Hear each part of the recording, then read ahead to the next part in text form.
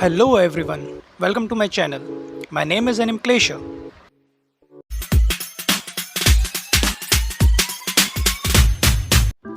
तो last time हमने देखा था कि सोरा और शीरो ने मिको को हराने के बाद वो किनोवानो नोमिस वाले किंगडम ईस्टर्न यूनियन के अंदर ही रुक जाते हैं और स्टेफ और इनो को वो अपने एल्किया में भेज देते हैं। अब इस चैप्टर के अंदर हम स्टोरी को यहीं से कंटिन्यू करेंगे।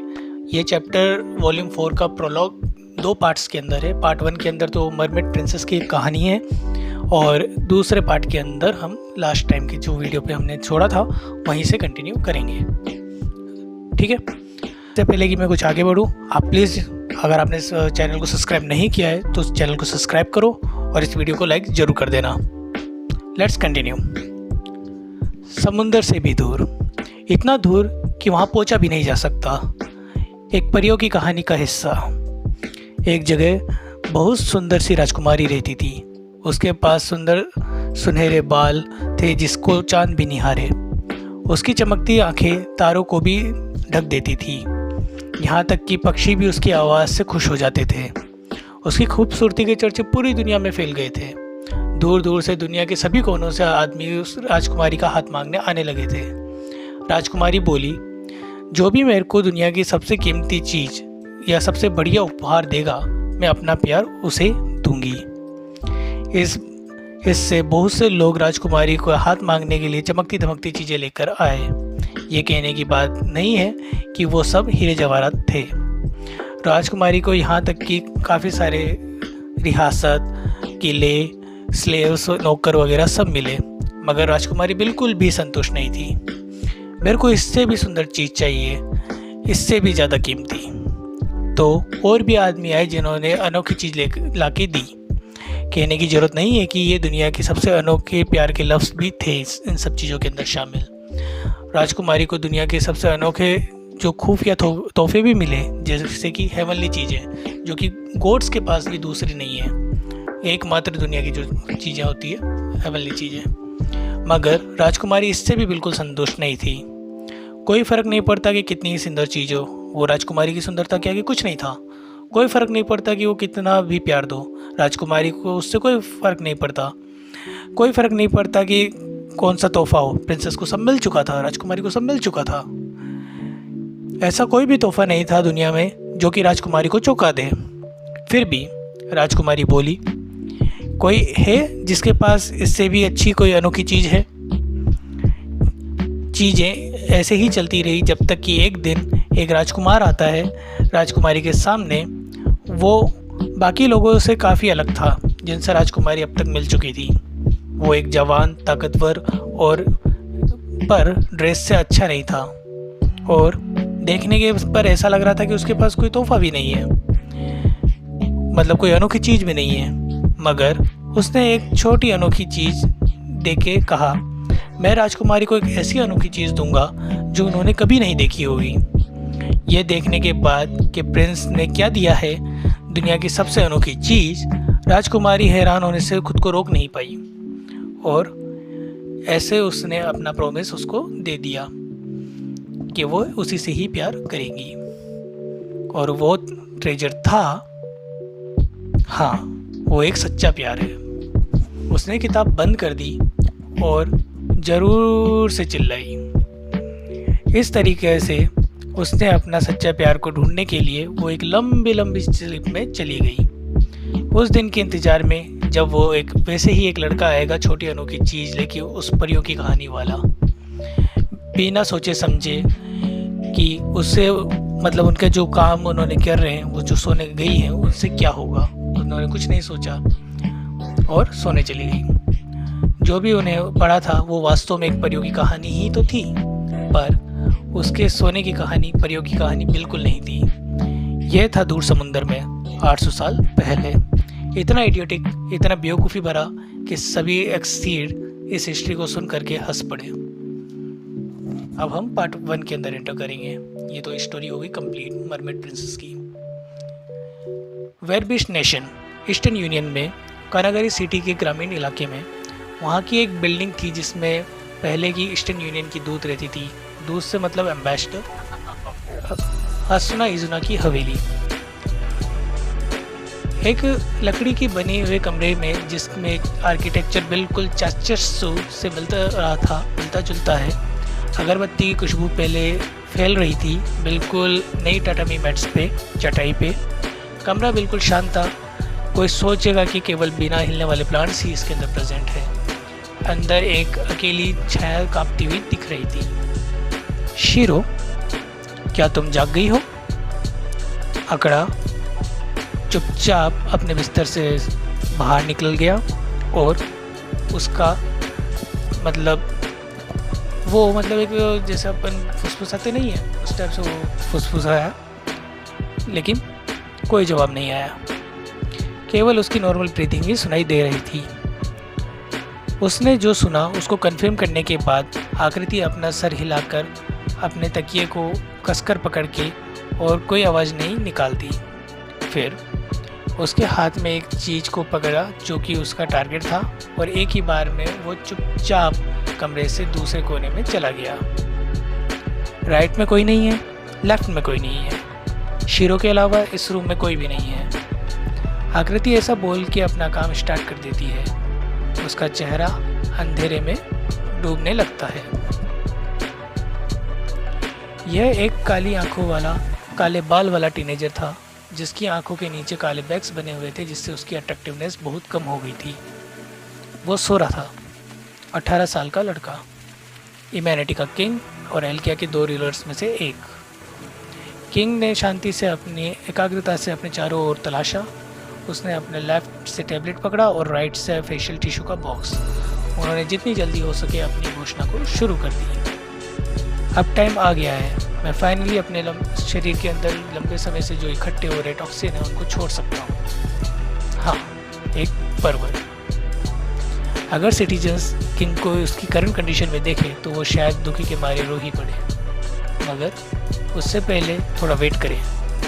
2 महीने हो गए हैं उसे और उसकी बहन को इस दुनिया में लाए हुए डिशबोर्ड के थ्रू। एक ऐसी दुनिया जहाँ पे हर चीज़ गेम से डिसाइड होती है। सिर्फ जरा से टाइम में वो न केवल ह्यूमैनिटी के थ्रोन पे पहुँच गया, जो कि ख़त्म होने के कगार पे था, अपनी बहन के साथ काफ़ी सारी life and death situations matches के अंदर, जहाँ पे मैजिक यूजर्स की एबिलिटी को ख़त्म करके, चीट्स को भी पीछे छोड़ के, और फिर टेरिटरी को वापस लिया है। आज उन्होंने इतनी सारी टेरिटरी जोड़ ली है कि वो दुनिया के सेकंड नहीं 3rd लार्जेस्ट कंट्री बन चुके हैं। सोरा इन सभी बैटल्स के दौरान, जो कि ह्यूमैनिटी तक ही सीमित नहीं थी बल्कि फ्लूगल्स, एल्स और बेयरविश, इन सभी के साथ इन सभी के साथ थी। ऐसा काफ़ी टाइम हुआ कि जब लोग बाग ऑलमोस्ट नंगे थे या फिर नहाने का टाइम चल था। इन सभी के टाइम के दौरान, इन सभी टाइम पे उसको अपना सिर घुमाना पड़ा। वो उस आदमी की तरह था जो कि सैंडबॉक्स में खेल रहा हो। उसके टैबलेट में और मोबाइल के अंदर इन सभी टाइम के अवशेष वीडियो के रूप में रिकॉर्ड थे, पर क्योंकि वो हमेशा अपनी बहन के साथ था, इसलिए वो कभी उसको मौका ही नहीं मिला इन वीडियोस को देखने का। तो बात यह है कि उसको कभी मौका ही नहीं मिला अपनी इच्छाओं को निकालने का। आदमी को ऐसी सिचुएशन में यह बोलना कि वो परवट है, क्या ये रीज़नेबल है? हाँ, बिल्कुल सही। और तो तुम जितना चाहो मेरे को घृणा कर सकती हो, मगर मेरे जैसा आदमी, तुम लोग तो मुझे समझ ही सकते हो। एक 18 साल का लौंडा को ये सब इस दिन तक सहना, सोचो उसकी लोहे जैसी विल पावर के बारे में। यह कह सकते हो ना, ये मतलब क्या ये आपको नहीं रुलाता है? ये काफ़ी होना चाहिए ना, इसको लव कहना चाहिए कहने के लिए। मेरे को मेरी बहन के बारे में बोलने की ज़रूरत नहीं है, जो कि अभी बिल्कुल छोटी है। मेरे चारों तरफ मौजूद लड़कियों को प्रोटेक्ट करने के लिए मेरे को अपनी अर्जेज इच्छाओं को दबा के रखना पड़ा। इतना बड़ा काम, क्या ये लव नहीं है? क्या यहाँ कोई है जो इसको इनकार कर सके? नहीं, कोई नहीं। मुझे नहीं लगता कि कोई है। शायद मुझे फ़र्क नहीं पड़ता अगर तुम मुझे परवर्ट समझो, परवर्ट समझ के डांटो। मैं पहले ही अपनी लिमिट्स पर हूँ और मैं फूटने की कंडीशन में हूँ। नहीं, यह सर्वोच्च आदेश की महान कर्तव्य है या कार्य है, मतलब नोबल एक्ट। इस तरह की सोच के साथ सोरा अपना हाथ अपने ग्रोइंस पर रखता है। ग्रोइंस मतलब नीचे की साइड, आप समझ सकते हैं। एक्सक्यूज मी, क्या? पीछे से आवाज़ सुनने के बाद सोरा एक लड़की जैसी आवाज़ निकालता है, इतना डरा हुआ कि वो चटाई पे गिर जाता है। एक आह भरी गई। 3 लोग थे रूम में जिन्होंने रिस्पॉन्ड किया। नी, चुपचाप करो। उठ के और सोने का नाटक न करके लाल आंखों वाली शुद्ध सफ़ेद बालों वाली बहन ने उसे देखा। शीरो, यहाँ पर और भी लोग हैं। इजना सबके साथ सोना चाहती है। छत की साइड से अपना सिर बाहर निकालती हुई काले बालों वाली एनिमल ईयर्स के साथ बेयर बीस्ट गर्ल हंस सुना इजुना। कौन है जिसने मेरे मास्टर को परेशान किया? क्या मैं इसे काट डालूं? क्या मैं इस चोर का सर काट दूं? एक फ्लूगल गर्ल जिसके सर पे मतलब हेलो फ्लोट कर रहा था, वो अचानक से प्रकट हो गई हवा के अंदर। जिब्रिल। इन तीनों आवाज़ों के मालिकों में थोड़ा सा गुस्सा था। सोरा, जो कि चटाई से नीचे अपने आप को चिल्लाने से नहीं रोक पाया, पैंट्स को वापस पहनने लगा। क्या इस दुनिया में प्राइवेसी नाम की कोई चीज़ नहीं है क्या? मैं अभी अभी इसका शिकार हुआ हूँ। फिर जब वो अपना जिपर ऊपर कर रहा था, तुम होते कौन हो ऐसा कहने वाले? तुम्हारी हिम्मत ही कैसी हुई संत बनने की, जब सबसे ज़्यादा तुम ही ताकाजाकी करते रहते हो। जब सोरा की डायरेक्शन में उंगली कर रहा था, जब सोरा किसी डायरेक्शन में उंगली कर रहा था और चिल्ला रहा था, बाकियों को अब जाके समझ आया कि यहाँ पे कुछ ज़्यादा गड़बड़ है, और अपनी नज़रों को उस इंसान की तरफ किया। केवल परछाई ही दिख रही थी। वो आराम से बैठ गई, जैसे तो वो रात के आसमान से मिल गई हो। कमरा अंधेरा भरा था, पर तब भी इस इंसान ने एक अननेचुरल सेंस दिया कि वो परछाई नहीं है। मैजिक के थ्रू अपनी उंगली के टिप से लाइट जलाते हुए जिब्रिल बुरे मूड में अपने होठों को साइड में करती है। मैं सोच रही थी कि कौन है जो कि मेरे मास्टर के इतना करीब पहुंच सकता है मेरे बिना नोटिस किए हुए। एक डैम्फिर।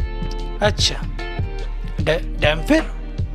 जिब्रिल्स के वर्ड सुन के सभी उस परछाई की तरफ देखते हैं। लाइट के उजाले के थ्रू काली ड्रेस पहने हुए एक लड़की दिखाई दी। वो ऐसा था जैसे लड़की ने रात का आसमान ही पहन रखा हो। ब्लू कलर के बाल और पर्पल कलर की चमकती हुई आंखें दिखाई दे रही थी। उसके दांत वाइट थे और उसकी जो पीठ के ऊपर 2 काले कलर के पंख हैं। हालांकि वो 15-16 साल की ह्यूमन के कंपेयर में दिख रही थी, मगर वो ऐसा नहीं होगा क्योंकि वो एक डैम्फिर है। उसका अपीयरेंस सोरा और शीरो के वैम्पायर्स वाली मेमोरी के साथ मैच कर रहा था, क्योंकि वो बिल्कुल वैम्पायर वाली स्टोरी के डिस्क्रिप्शन से मैच कर रहा था, जिन्होंने डेथ्स को पीछे छोड़ दिया हो। Nosferatu, rulers of undead, no life king, dominators of the night walkers. इन सभी अलग अलग नामों से जाने वाले यह एक ऐसी रहस्य है जिसने इंसान को सबसे ज़्यादा डर लगता है, जिससे इंसान को सबसे ज़्यादा डर लगता है। मगर इस लड़की के केस में मैं ये और नहीं से कर सकती। प्लीज़ मेरे को बचा लो। उसका चेहरा बिल्कुल जंगली जैसा था और आवाज़ बहुत कमज़ोर थी, जिससे पहले का डर निकल गया। तुम लोग अभी भी वैसे ही हो, इल्यूजन्स को यूज करके छिपे रहते हो। तुम लोग अभी भी चुपके से इधर उधर छुपते रहते हो और अपनी चमकीली आंखों को यूज करके। यह बड़ी दुख की बात है। मजाकिया टोन में बोलने के बाद जिब्रिल हंस पड़ी। और यहाँ मैंने सोचा कि तुम्हारी रेस ने आखिरकार अपनी एबिलिटी को अच्छे से यूज करना सीख लिया, पर तुम तो शांति से मर गई बिना कुछ आवाज़ किए। क्या बुरी हालत है तुम्हारी। जिब्रिल, तुम अभी भी बहुत तीखा बोलती हो। यहाँ तक कि सोरा भी इग्नोर नहीं कर पाया। उसको बुरा लगा कि मरती हुई लड़की को भी जिब्रिल डांट रही है। मगर इजुना चुपचाप ऊपर से नीचे कूद जाती है बिना कुछ साउंड किए, और अपना फेस टिल करके परेशानी वाला एक्सप्रेशन लेकर के बोलती है। इजुना ने ग्रैंडपा से सुना था कि डैम्फिर्स पहले ही सड़क के किनारे मर गए हैं? तो इसका मतलब ये हुआ कि जिब्रिल जो बोल रही थी वो एक बुरे शब्द, एक बुरी सच्चाई है। मगर इजुना ने सिर्फ गलत शब्दों को यूज कर रही थी, उसका कोई बुरा इरादा नहीं था। तो इसका मतलब ये है कि इस रेस को पहले ही लुप्त हो चुका होना चाहिए था। The exceeds 12th rank race the dhampirs. Sora को खोया हुआ देख के शीरो नीचे उतर के मदद करने आती है। वो अपने बेड से बाहर आती है और अपनी मेमोरी से इन्फॉर्मेशन को रीड करने लगती है। इस लाइन को सुनकर ऐसा लगता है जैसे कि रोबोट है। यह रेस जो पूरे एक्सीड्स का खून चूसती है उनकी आत्मा के लिए, ताकि ये जिंदा रह सके, शीरो ने कंटिन्यू करते हुए कहा। और फिर यह 10 ओथ्स, यह सब इस एकमात्र गॉड ने सेट किया और यह ओस हर हाल में माननी जरूरी है इस डिस्पोर्ट वाली दुनिया में, जिसमें लिखा है कि सभी प्रकार के मर्डर्स, वार, रॉबरी मना है इस वर्ल्ड में। अगर ये वैम्पायर्स है जो कि सोरा जानता है, तो इसका मतलब ये होगा कि इन ओस में दूसरों पे हमला या काटने से दूसरी पार्टी को दर्द या दुख पहुंचेगा, और इसलिए इस रेस को गेम में जीतना होगा ब्लड सक करने के लिए ही। ऐसा है क्या? तो इसका मतलब ये हुआ कि डैम्फिट्स बिना उनकी इजाज़त के ब्लड सक नहीं कर पाएंगे। मरती हुई लड़की को कुछ बोलने की जरूरत भी नहीं पड़ी और सोरा को उसकी क्वेश्चंस के आंसर मिल गए। इससे सोरा समझ सकता था कि क्यों उसका चेहरा जंगली जैसा था। जिब्रिल इस बात से नोट करती है और बोली, मास्टर आपने जो बोला उसके ऊपर ऐड करके अगर डैम्फिट्स ब्लड सक करते हैं तो दूसरों का वो भी डैम्फिट्स में बदल जाएंगे। कोई नई बात नहीं है। इस कारण से जब तक कि दूसरा डैम्फिट्स नहीं बनना चाहता हो, किसी की परमिशन लेना इम्पॉसिबल है। हाँ नहीं, ऐसा नहीं है। ये अजीब है, ऐसा हर बार नहीं होता। डैम्फिट्स सोल एसेंस लेते हैं और बॉडी फ्लूइड्स से, और जब ये फ्लूइड्स ले रहे होते हैं, इनका खुद का सोल उनके सोल से मिक्स हो जाता है। इससे उनकी ग्रोथ होती है और उनकी ताकत बढ़ती है। जबकि जिससे ब्लड लिया गया है उसका सोल मिक्स हो जाता है और वो पर्टिकुलर डिजीज से इन्फेक्ट हो जाएगा। तो इसका मतलब जिब्रिल हंसते हुए बोलती है, ये नॉर्मली 100x ज़्यादा नुकसान करता है कुछ अच्छा करने के बजाय। ऐसे निराशाजनक वैम्पायर्स कैसे हो सकते हैं यहाँ? आओ मैं तुम्हें इमोर्टल होने की रातों की ताकत दूँ। इस स्लोगन को यूज न कर पाने के कारण ये सिर्फ ऐसी रेस है जो कि बीमारी लाएगी। इनकी इस कंडीशन को सुन के किसी को भी रोना आ जाए। सोरा मुड़कर डैम्फिर गर्ल को देखता है, आ भरता है, क्योंकि उसके पास कहने के लिए कुछ भी नहीं है। तो ये आश्चर्य की बात नहीं है कि ये लोग एक्सटिंक्ट हो जाएंगे उसके कारण। मगर अगर ऐसा है तो सोरा कंफ्यूज हो गया, ये लोग अभी तक एक्सटिंक्ट कैसे नहीं हुए? प्लीज मैं मरने वाली हूँ, मेरे को सोल एसेंस दो। गर्ल वास्तव में भीख मांग रही थी उसकी बिगड़ी हुई सांसों और कमजोर आवाज़ से। उससे सोरा की मदद चाहिए थी, जो कि गहरी सोच में डूबा हुआ था। जैसे जैसे वो बोल रही थी, उसकी आवाज़ और भी कमज़ोर खराब हो जा रही थी। सिंपली वो मरने वाली थी।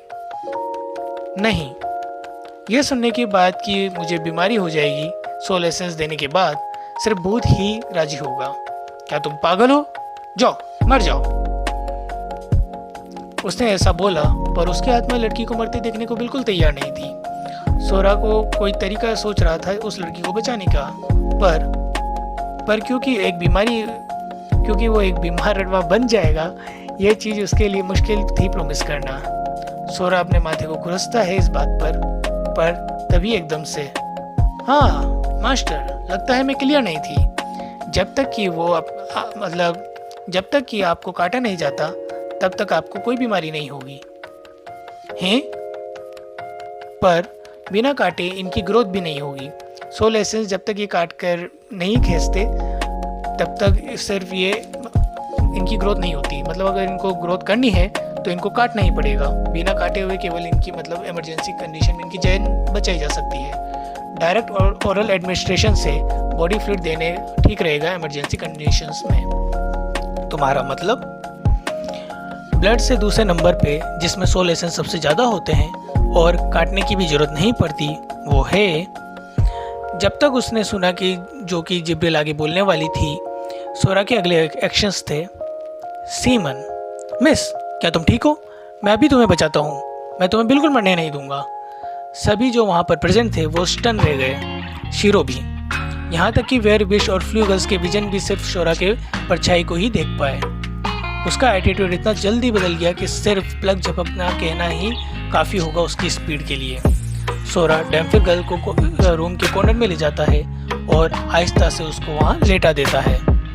गंभीर विश्वास से अपना सिर नोट करते हैं। अब बेर को समझ में आया, तुम वैम्पायर्स नहीं हो, तुम लोग सक्यूबी हो, इसलिए तुम अभी तक गायब नहीं हुए इस दुनिया से। कौन ऐसी रेस को, इस शानदार रेस को एक्सटेंड होने देगा? सोरा अपने दिल की बात बोलता है और अपने पैंट्स के बटन को खोलने लगता है, मगर तब सीमन क्या होता है दस? नी M18 सीन एंड जी।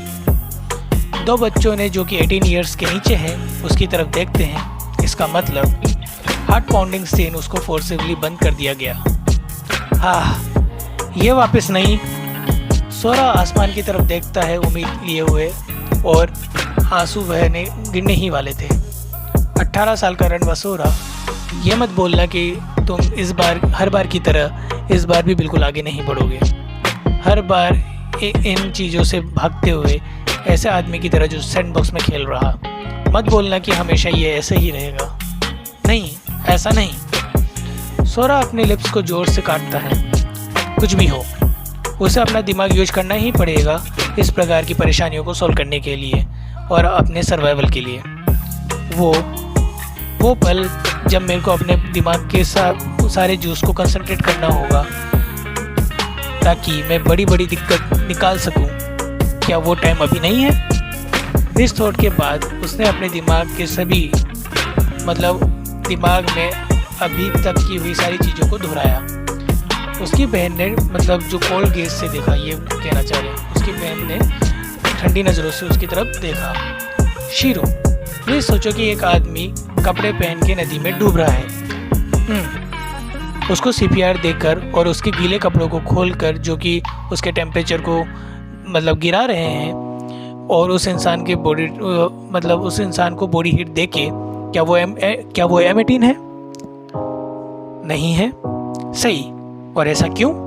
क्योंकि वो दूसरे की मदद और जान बचाने के लिए है। यह सबसे गौरव वाला भरा हुआ काम है। सोरा नोट करता है अपनी बड़ा चढ़ा के बोले गए पे, और अपनी ईमानदार आंखों से लड़की की तरफ देखता है जो कि रूम के कोने में लेटी हुई है। वो बहुत जंगली और कमज़ोर लग रही थी, इसलिए कोई शब्द नहीं थे जो कि उसकी कंडीशन को डिस्क्राइब कर सके। बिल्कुल, हम ह्यूमंस के लिए ये बहुत आसान है कहना कि हम इरेशनल हैं, पर यह सब किसी की जान बचाने के लिए है। गौरव भरा काम है, इसलिए तुम्हारा भाई मजबूर है अपनी शर्म को त्यागने के लिए और अपने आप को दूसरी रेस के कल्चर में डालने के लिए, इसकी लाइफ बचाने को। और इसलिए क्या तुम प्लीज घूम जाओगी और अपनी नज़रों को घुमा लोगी? सबसे सही और निर्दोष तर्क कहा गया है यह है कि मैं एक रिवेलियन विरोध शुरू कर रहा हूँ, क्योंकि यह बॉडी फ्लूइड्स है तो सलाइवा भी काम करेगा। हीरो प्यार से भरे शब्दों के भाषण को रखा, जिससे एक ही बार में सही रीजनिंग लाफ की तरह खत्म हो गई, एक ही सेकंड के अंदर। सोरा अपने आप को जमने से रोक ही नहीं पाया। जिब्रिल एक पल के लिए सोचती है और फिर बेचारी रेस पे दया से मुस्कुराई। मुझे नहीं लगता कि इससे कोई प्रॉब्लम होनी चाहिए, हालांकि इसमें सबसे कम सोल्यूशंस होंगे, पर मेरे हिसाब से ये काफ़ी होगा इमरजेंसी कंडीशन के लिए। शीरो को अलाउ करो। इस तरीके से शीरो डैम्फिर गर्ल के पास चली गई, जो कि उसके भाई के पाँव के पर लेटी हुई थी। फिर उसने अपना फेस उसके फेस के पास लाती है। रुको जरा शीरो, ये सही नहीं है, तुम्हारा भाई इसके लिए तैयार नहीं है। CPR, एक गौरव भरा काम। सोरा ने जल्दी से रोकने की कोशिश की, पर शीरो ने ठंडी नज़रों से देखा और उसकी शब्द को यूज करके चारों खाने चित कर दिया। सोरा ने जल्दी से अपनी सारी ब्रेन को यूज करके सही आर्ग्यूमेंट के लिए, पर नहीं, गर्ल्स के बीच किस तो बिल्कुल सही होनी चाहिए। यह M18 नहीं है और ये हेल्दी जोन में भी है। इसके ऊपर से ये बिल्कुल सही तरीका है जान बचाने का। संयोग से सोरा वास्तव में भेदभाव नहीं था यूरी जेनर के अगेंस्ट, मगर फिर भी मैं बस शीरो को ऐसा करते हुए अभी नहीं देखना चाहता, कभी नहीं देखना चाहता। और ऐसा क्यों? ये क्वेश्चन उसके दिमाग में आया अचानक, मगर सोरा ने अपना सिर घुमा लिया। नहीं, फ्रेंच केस चाइल्ड की एजुकेशन के लिए अच्छी नहीं है। मैं इसके अगेंस्ट वीटो करता हूँ। सोरा को अभी ये सोचना बाकी था कि इस लाइन के कहने से क्या होगा, इसलिए उसने जल्दी से आसपास देखा। इजुना इन सबसे ज़्यादा बोर्ड लग रही थी और शीरो की आंखें भी आधी खुली हुई थी। कहने की ज़रूरत नहीं है। जी जिब्रिल, तुम्हारे बॉडी फ्लूइड्स। इजुना अभी बच्ची थी और शीरो का तो सवाल ही नहीं उठता। और ये बहुत दुर्भाग्य की बात है कि यहाँ पे स्टाफ नहीं है, इस समय नहीं है। मास्टर के कमांड के सामने मेरी हिम्मत नहीं होगी करूँगी अगेंस्ट जाने की, जबकि आराम से खून चूसने वाले मच्छर भी इस रेस से कुछ पॉइंट्स ऊपर हैं। मगर किस? क्योंकि आप इसकी लाइफ बचाना चाहते हैं मास्टर, मैं ये तरीका रिकमेंड नहीं करूँगी। उसकी ठंडी जहर भरी टंग से सोरा भी थोड़ा सा डर गया था। मगर जिब्रिल बोलती है, अगर इसको मेरे बॉडी फ्लूइड दोगे तो जहाँ तक है ये भाप बन जाएगी, क्योंकि क्वालिटेटिव कंसंट्रेशन, जो क्वालिटी है सोल कंसंट्रेशन का, एसेंस का, वो बहुत ज़्यादा है, बहुत ही ज़्यादा। अपनी पोजीशन में ऊपर महाबलशाली 6th रैंक एक्सीड, यह रेस जो कि फ्लूगल सामा की है, हैक्स है, पूरी हैक्स है। तो चलो शीरो अपनी उंगली यूज करती है और उठाती और हेयर्स को उठाती है और अपना फेस को लड़की के फेस की तरफ झुकाया। हो सही है, पसीना भी तो सही होगा।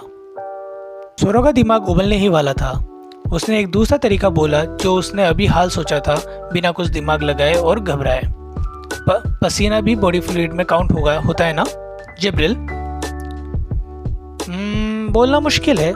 पसीने में सबसे कम सोल एसेंस होते हैं। नहीं, और कोई चॉइस नहीं है। हमें तो कुछ ना कुछ ट्राई करना होगा। जिससे पहले सोरा एक्शंस में आता, शीरो ने आराम से अपने सॉक्स को खोले और अपने पाँव को डैम्फिर लड़की की तरफ बढ़ाए। अपने घुटनों पे बैठो और चाटो। ह्यूमैनिटी की क्वीन शीरो वो इस सम्मोहित करने वाली मुस्कुराहट से हंसी, जो कि क्वीन के लिए अच्छी नहीं थी। हो मेरी प्यारी बहना, हालांकि मेरे को पहले से पता है कि तुम अपनी एस टेंडेंसी इच्छाओं को छुपा के रखी है, मगर तुमने इस तरह से बिना घबराए करना, तुम्हारा भाई वाकई में हैरान है। सोरा के गाल झटके से खींचे और वो न चाहते हुए भी वहीं पर जमकर गिर गया। हालांकि दूसरी तरफ डैम्फिर गर्ल, जो कि लाश की तरफ दिख रही थी, अचानक से चलने लगी। उसने कुछ बार सूंघा और उसकी आंखें अचानक से बड़ी हो गई, जैसे ही वो उछल पड़ी। सही टाइम पर झपटने का इंतजार करती हुई उसने शीरो के पाँव को अपने मुंह में ले लिया। यह क्या है? क्या शानदार टेस्ट है, बहुत डिलीशियस। सभी जो इसको देख रहे थे उनकी आंखें ठंडी हो गई, सोचते हुए, exceeds 12th rank race the dhampir. हालांकि ये काफ़ी दूर है 6th रैंक फ्लूगल से और 7th रैंक एल्फ से, मगर वो अपने घुटनों पर बैठी हुई थी 16th रैंक गर्ल के आगे, और उसके उसके पाँव का टेस्ट को बिना रुके हुए प्रेस कर रही थी। क्या ये सही है? जरूर, ये M18 तो नहीं है, पर फिर भी किसी कारण ये बहुत गलत लग रहा था। वो डैम्फिर लड़की किसी कॉमिक बुक के कैरेक्टर की तरह लग रही थी, जो कि सबसे स्वादिष्ट व्यंजनों का स्वाद लेते हुए और फूलों के बैकग्राउंड को भरना, क्योंकि वह उसकी बहन के पैर को बेतहाशा चाट रही थी, जबकि वह स्वादिष्ट होने की प्रशंसा कर रही थी। मालूम है काफ़ी लंबा सेंटेंस है, और इसका कुछ ऐसा है कि वो एक कैरेक्टर की तरह लग रही थी, जो कि एनिमे में एक सीन नहीं आता जिसमें बैकग्राउंड के अंदर तो फूल्स होते हैं और कैरेक्टर जो है वो टेस्ट करता हुआ उसकी प्रशंसा करता है, उस टाइप का सीन है। ठीक है। जिब्रिल, क्या डैमफिट्स परवट हैं? सोरा ने यह क्वेश्चन जिब्रिल की तरफ भेजा, ऐसा कि जैसे कि उसकी कॉन्शियसनेस ने माउंट एवरेस्ट पर चढ़ जाई हो। हाँ, पर यह मास्टर्स के सोल एसेंस है, तो ये तो नेचुरल है कि वो स्वादिष्ट होगा। हैं? क्यों? वो इसलिए क्योंकि मास्टर कठोर, ताकतवर और बहुत अनोखी, दुर्लभ है और उच्च कोटि के सोल हैं, जो कि अगर हम कोई साधारण इंसान पूरी दुनिया में भी ढूंढे तो भी उसे नहीं मिलेगा। इसको सुनने के बाद युजना, जो कि साइड में देख रही थी अब तक, तेजी से अपने हाँ करने लगी। सोरा और शीरो का सोल एसेंस के टेस्ट में गंदगी नहीं है। मुझे ये बुरा नहीं लगता बस। मगर सोरा ने उनके रिप्लाई का आंसर एक साइड से दिया। क्या मुझे भ्रम हो रहा है? मुझे हमेशा ये फीलिंग आती है कि इस जगह लोग सब जिद्दी शब्द को लूप करते रहें, सिर्फ अपने खुद के अच्छे के लिए। एक अचानक से चेंज होने वाला कैरेक्टर वापस लिया गया और एक वर्जिन। नहीं, ऐसा कुछ नहीं है। क्या ये शो नहीं करता कि आपके पास एक अननोन सोल एसेंस है? ऐसी कोई चीज़ नहीं है जिसकी महानता से टक्कर करे, जो इसकी महानता से या उसकी महानता से टक्कर करे। सच्ची बोलूँ तो मैं भी टेस्ट करना चाहती हूँ। सोरा, मेरे को भी टेस्ट करना है। क्या मैं टेस्ट कर सकती हूँ 10? दोनों ने सोरा की तरफ आशा की आंखों से देखा, जब दोनों के मुंह से सलाइवा गिरने ही लग रहा था। मैं कहता हूँ, क्या इस रूम में एक भी नॉर्मल इंसान नहीं है? क्या नी इस चीज़ को बोलने के लिए योग्य है? जो कॉमन सेंस वाले लोग थे, स्टेफनी, जो कि यहाँ पे मौजूद ही नहीं है इस घर के अंदर, शीरो के शब्दों के से वो चुपचाप रिडिक्यूल्ड हो रहे थे।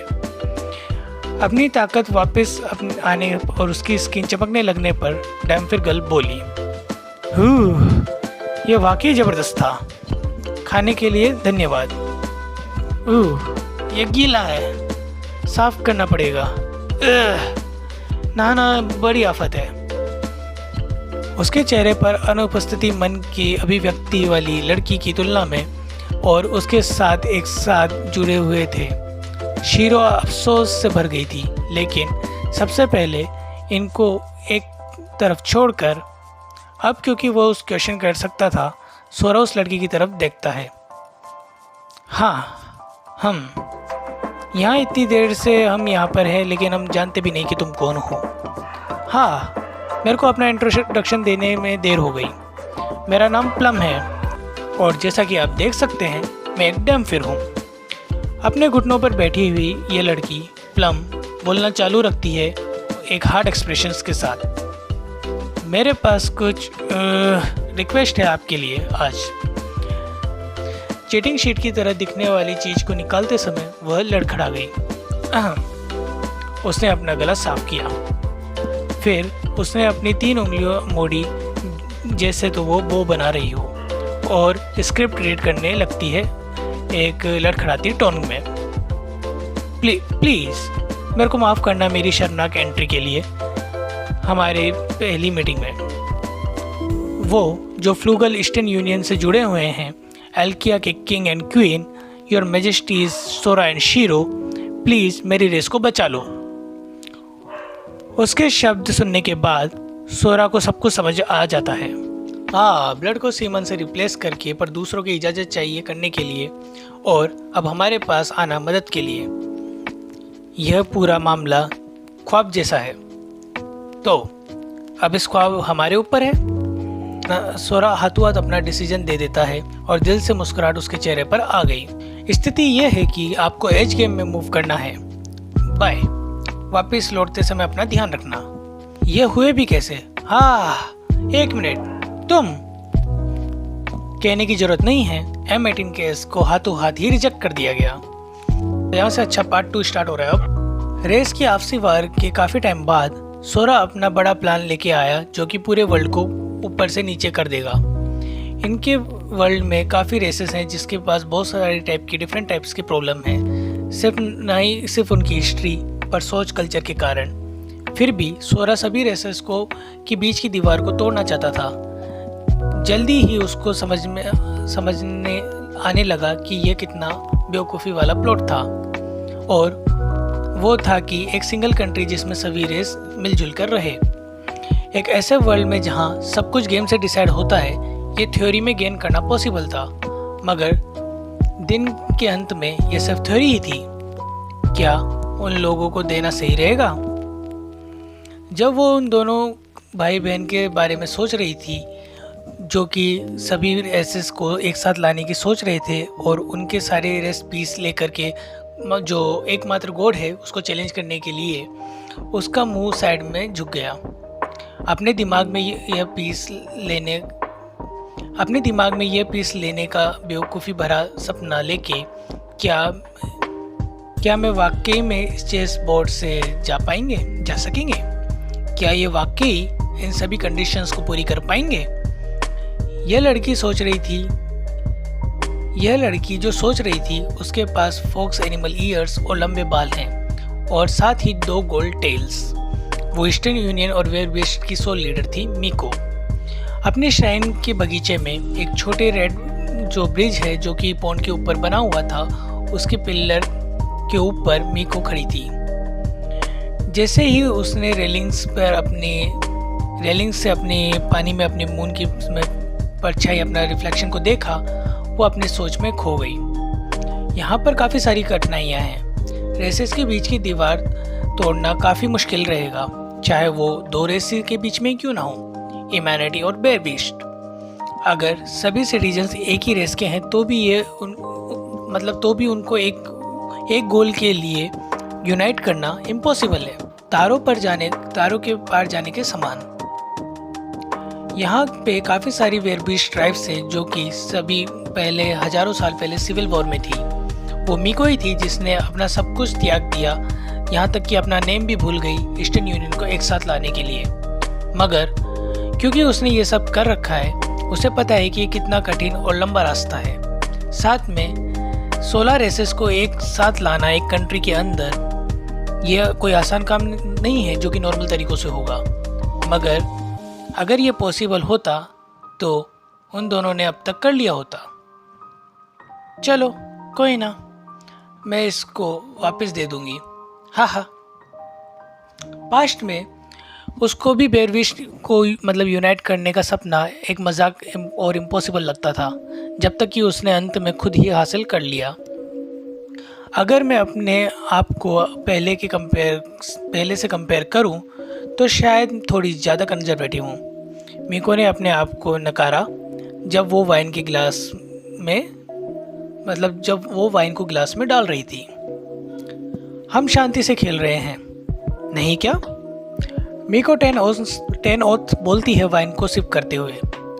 पास्ट में जब उसने खुद चैलेंज किया था, उसने काफ़ी हद तक अपने सभी सपनों को छोड़ दिया था, पर अब वो दो जो कि कॉन्फिडेंस से भरे हुए हैं, पहले से ही बोल रहे हैं कि वो कैसे अपने सपनों को कंटिन्यू करेंगे उसको हासिल करने के बाद, जो कि और भी ज़्यादा दूर की बात थी अभी की कंडीशंस से, या जो उनके लिए वेट कर रहा है। लेकिन इसके अपोजिट वो पहले ही इस न्यू चैप्टर को छोड़ चुकी है। पर अगर वो गॉड की तरफ देखते हैं, सामने सिर्फ फ्लावर्स हैं उनके सामने, तो वो ज़रूर रास्ते में स्टोन से टकराकर गिर जाएंगे। हर कोई हर कोई बड़े सपने देख सकता है, मगर उसको वो सबके बीच में बोलना चाहता है तो उसको क्वालिफाइड होना पड़ेगा।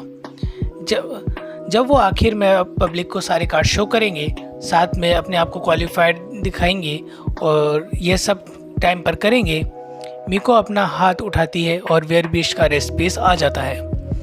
यह वो था जो कि उनके एकमात्र गॉड ने दिया था जब वो इस दुनिया को रूल्स को बना था। 10 ओस को लागू करने के साथ उसने हर रेस को ये पीस दिया था। केवल हर रेस के एकमात्र रिप्रेजेंटेटिव के पास ही इस पीस को लाने की पावर थी। वो बहुत शानदार चमक रहा था, जैसे तो वो लाइट से ही बना हुआ हो। उसे आखिरकार इन पीस का सही मतलब समझ आया। मीको ने खाली वाइन के गिलास को ब्रिज की रेलिंग पर रख दिया और उस पॉन के पीस को अपनी उंगली से खेलने लगी। वो आसमान में उम्मीद से देखती है। उसके दिल में वो उस पल का इंतज़ार कर रही थी जो कि फ्यूचर में आने वाला है। इसी के साथ वॉल्यूम 4 प्रोलॉग ख़त्म हो गया है। उम्मीद है आप लोगों को पसंद आया होगा, और कोई बैकग्राउंड नॉइज़ेस हो तो प्लीज़ माफ़ करना। Thank you.